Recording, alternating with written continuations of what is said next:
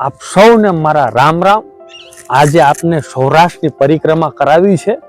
દિલથી અને ભાવથી લખેલા શબ્દોને આપની સમક્ષ રજૂ કરવા છે કે આપણું કાઠિયાવાડ જ્યાં નામ લેતા જ ગાલના ગલાફા મોટા થઈ જાય, નામ લેતા જ ગાલના ગલાફા મોટા થઈ જાય અને કાળજાની માલિપા ખમીરાય અને ખાનદાનીનો એક ટાઢો શેડો પડી જાય।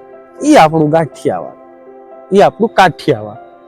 અને તમે ગમે ત્યાંથી આવો સાહેબ, પાચાળની ધરતીમાં પગ મૂકો એટલે માં ભગવતીની અને ચામુંડાની ઝાલરું સંભળાય ને એટલે સમજવું કે માણસના અને ધરતીના સંવેદનો બદલાઈ જાય છે।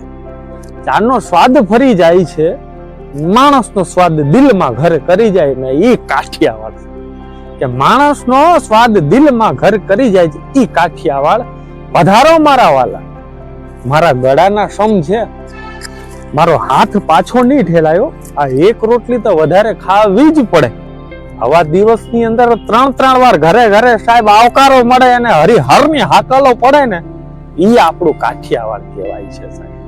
અને કાઠિયાવાડની પ્રજા કામણગારી પ્રજા છે સાહેબ। હાગમતે આવી જાજો। આજે પણ ગામડાઓમાં આવા શબ્દો ક્યાંક ને ક્યાંક સાંભળવા મળે ને તો હૈયું ગદગદી જાય છે સાહેબ કે હાગમતે આવજો।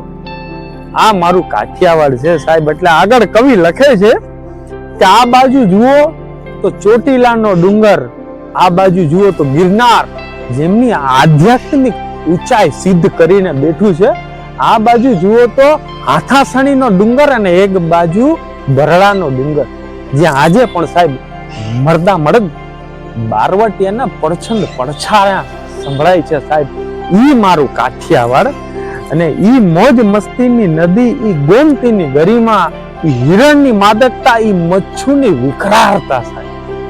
આજે પણ ભાદરને કાંઠે કોઈ પોતાના પિયુને વટના ખાતર અડક વનિતા ઊભી હોય ને એ દેખાય છે હો સાહેબ। એમને એનો પિયુ કહે છે કે હું આવું છું, મારી રાહ જોજે।